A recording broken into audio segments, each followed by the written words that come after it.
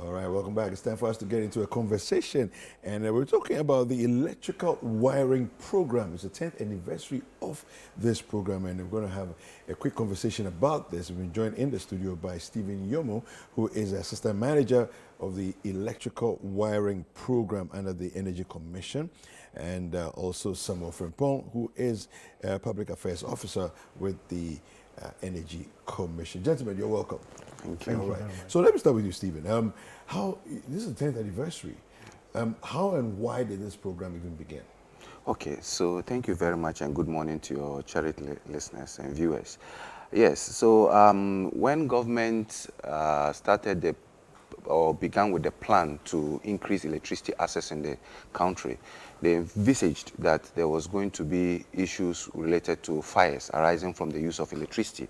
So the Ghana Standards Authority had to develop standards for the electrical wiring industry. Parliament had to pass the electrical wiring regulation 2011 LI 2008. All these were aimed at reducing the risk or managing the risk associated with the use of electricity. So the mandate then for the commission was to develop a certification guideline to certify electricians, because it was observed that the activities of certified electrical wiring professionals were actually causing some of these fires, and some of them didn't have the skill, and those who had the skill didn't have the right standards. And because they were not regulated, they could use substandard electrical wiring materials to do the wiring. So these were some of the reasons why the law was passed, and for the past 10 years we've been enforcing it. All right, Samuel, the 10th anniversary. Yes. Is there cause for celebration? Have you chalked successes? Oh, yes. There's a cause for celebration because we've done a lot in the electrical wiring industry since its inception in 2012 and 2013.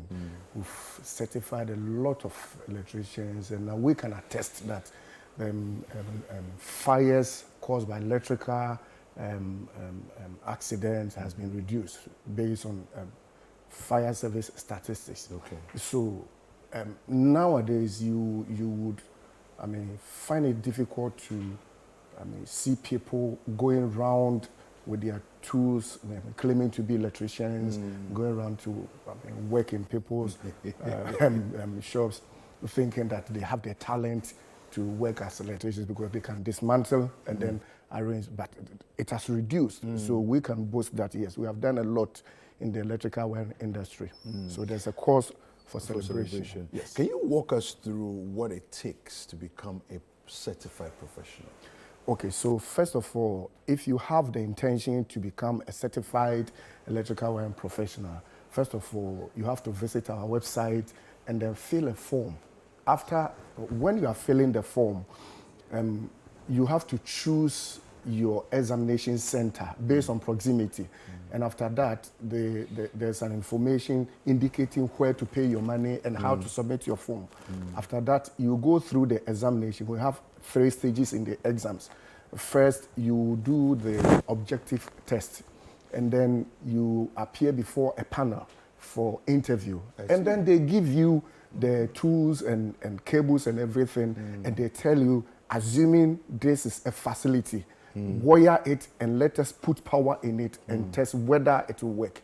If you are able to go through that, then you become a certified electrical wiring professional. Okay. And we have 2 classes of, 3 categories. That is domestic, industrial, and commercial. Okay. So they have their weight per their licenses. You can't use domestic to do industrial. You can't use industrial to do commercial. Okay. You have to work according to the weight of your license. And by so do we become certified. Okay. Stephen, do you find that the general population is becoming more sensitive to choosing the right kinds of professionals, electrical professionals, to get their works done? Or people are still, doing the old school way, somebody says, I'm an electrician, that's it. Yes, so over the years, a lot of people who have used the certified practitioners have actually publicized this themselves. We've also seen that these electricians recommend the appropriate materials for facility owners. And so facility owners who have engaged them are out there announcing and telling their colleagues that, yes, I've used this person who is certified and he's done better than someone who is not certified. Besides, the distribution utilities, they also have a responsibility to ensure that the electricity they supply to facilities is also safe. And in order to make sure that that happens, if your facility has not been wired by a certified practitioner, your facility will not be given a meter. And so as a prerequisite for them to even initiate a service connection, they need to see what is called an installation completion certificate from the certified practitioner. Okay. So this is what they need to even begin initiating service procedures for you. So anybody who has gone to ECG or NEDCO to get a meter would have been asked to provide these documentations. And those who didn't use certified practitioners will have to go back and engage the services of a certified practitioner, else they will not be given a meter. So that has gone down a long way. Okay. Are there, however, punitive measures against people who are practicing but are not professionally certified? Okay, there are. So some of them are not, let me talk on the informal punitive measures. When you use a certified, practitioner, an electrician who is not certified, that uncertified electrician will need the services of a certified electrician. That means that he's going to charge you double. He himself will charge you for himself. For himself. What he will give to the other person. What he will give to the other person. So at the end of the day, the cost of their service somehow goes up. And sometimes they may have even bought some materials that are not approved. When this certified person comes, he won't approve of it because he knows that when the Energy Commission or inspectors discover, his license will be withdrawn. So at the end of the day, their charges, which look a bit cheaper, becomes more expensive. Now, legally, the law says that if you practice electrical wiring and you are not certified, you are liable to summary conviction, a penalty of not more than 250 penalty units, or 2 years, maximum of 2 years imprisonment, or both. So this is the legal aspect of not complying with the law. Yes. All right, so talk to us about the event that's happening today. Where is it happening? When is it happening? How can people participate? So we are celebrating the 10th year of the implementation of Electrical Wiring Program, and the launch is at Holiday Inn Hotel, starting at 9 o'clock. So we entreat all stakeholders who have been invited to be seated on time, because Minister is coming, and then we want participants to sit before the minister comes, so that the program will start on time. This is not Ghana time.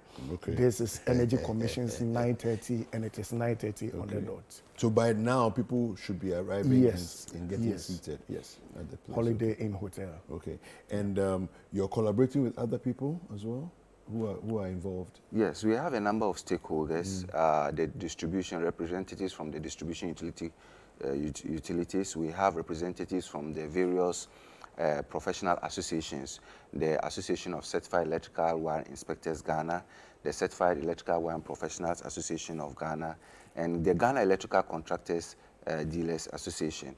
We also have even reps from our local manufacturers. They've done very well over the years. Nexans, Tropical, Leroy, and lately Signals Cable. They are also doing well, so they will be representing there. We'll be expecting them there. Okay, so. Fantastic. Any final words before we go? Yes, so we are urging everybody who has the capacity to practice as an electrician to go through the licensing, so that you don't get yourself caught by the law, because by way of getting something to eat, you find yourself in jail, and that shouldn't happen to anybody. Yeah. We urge the general public that if you have a relative who wants to become electrical professional, let the person go through the licensing and get a requisite license, so that the person can practice freely without any legal implications. Do you offer training as well? Because I know you are doing the professional testing and exams and certification, but do you actually offer training? Yes, so we've recognized about 17 training institutions that offer pre-certification trainings nationwide. Kumasi, Tamale, they are all the Accra here.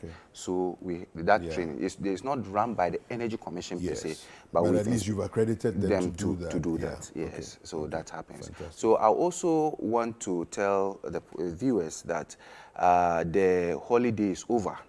There are some aspects we're very lenient on, especially when it comes to mandatory inspection and testing. The law says that facilities that are 10 years and above, you need to get or engage the services of an inspector to check if the wiring is okay.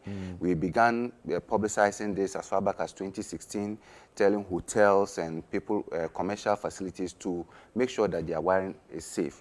Now, from these 10 years going on, we've grown. We are no longer toddlers. So we will come around, we will come with the distribution utility companies, we will demand for inspection and testing reports.